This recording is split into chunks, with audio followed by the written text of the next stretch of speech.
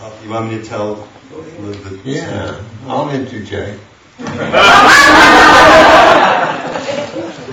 So I got in there, and this temple has a huge wall around it. My father was trying to decide how to take off his shoes, where to leave, and not get stolen, whatever was going on. And I just got in there right away. You couldn't see anything. Maharaj-ji said, "Oh, your father's." We didn't write him or tell him anything. So then we all sat down, and he proceeded to say to my father, "So you got on the plane in Canada, it flew through Germany, Frankfurt. Indian businessman got on, sat next to you. You got to Delhi. You just ran down the trip my father had just taken."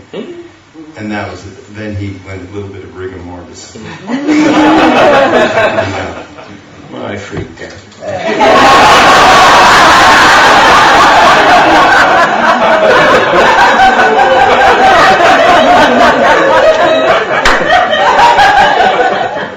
So this went on for a little while, and then he turned to me and said, "Did you give him the medicine?" One minute. Sorry.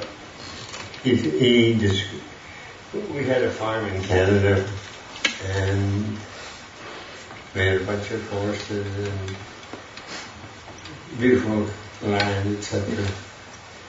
And I'm sure I didn't tell him anything, and I'm sure Raghu didn't, but he said, 6 horses, 1 white. One was We white. had 6 horses. One was whatever. He described the color of the horse. And, I didn't know what to do with that kind of information.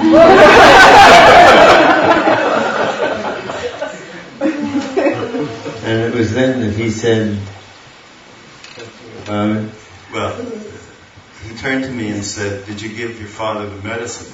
And I said, "Yeah, he had a cold. I gave him some aspirin." He said, No. The yogi medicine. I went, that Ramdas gave me. I went, "Acid?" LSD? And Maharaj-ji said, "Take care of your father while he's in India."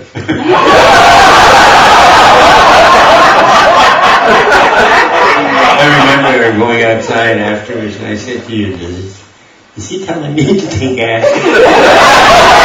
In India, and I ended up on the burning ghats on a houseboat, about less than 100 yards from the Manakarnika, the burning ghats in Benares, that they've been burning bodies there for thousands of years. huge barbecue. So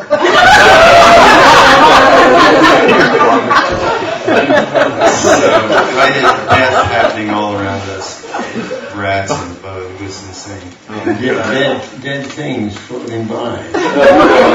Yes, Parts just of body, unbelievable. cows. So a woman who had been in the satsang came, and I just happened to say, "Do you have any acid by any chance?" She said, "Yeah, I do." And You told me not to worry about it. No one in India had acid.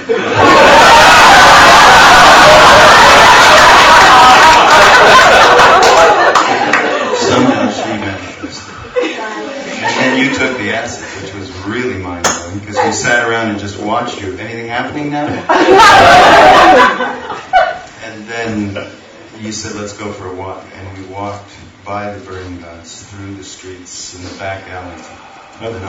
Up temple, up stairways. It's just, there, dead people where they're putting money there to see how much wood they can get to really burn the bodies properly, and dead animal. I mean, it was just, you don't see it. You see it pretty much every day, but this was particularly a good one.